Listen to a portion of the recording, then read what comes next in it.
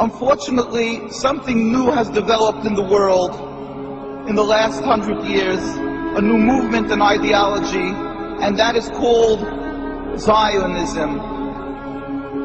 People confuse Judaism and Zionism. They consider it one and the same. But it could be nothing further from the truth, because in actuality, Zionism is antithetical to Judaism. It is the diametric opposite. Judaism is a religion, a spirituality, to serve God, to be subservient to God, practiced by Jewish people for thousands of years, to emulate God. As in Hebrew we say, Mahu rachum ata tehei rachum. Just as God is compassionate, you must be compassionate.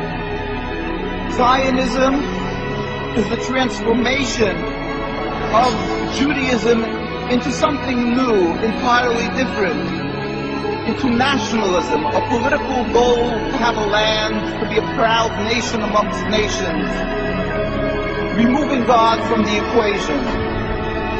Judaism was the way of the Jewish people for thousands of years by all the God-fearing Jews. Zionism is 100 years old by non-practice created, concocted by non-religious Jews as a whole.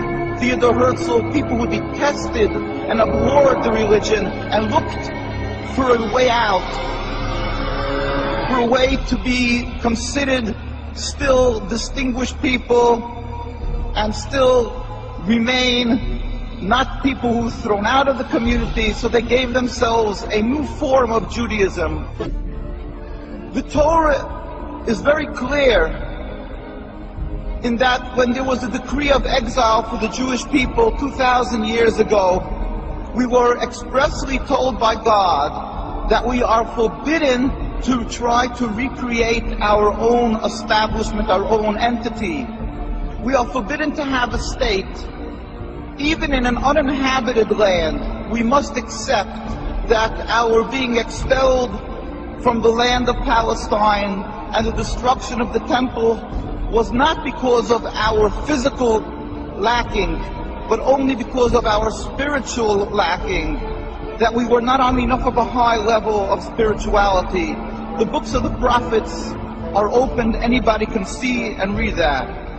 And we yearn and pray as a Jewish people for the day when ultimately God will end this exile that we have been sent into by He Himself, without any human intervention, when all humanity will recognize the one God. There will be a metaphysical change in the world. As it states across from the United Nations, in the conclave wall called the Isaiah Wall, that the day will come when they will beat the swords into plowshares. One nation will not pick up a sword against another nation. That is what we as a Jewish people must yearn and pray for. And until that day comes, we must be loyal citizens, exemplary people throughout the world to serve God, be subservient, and be kind-hearted, good people as God requires.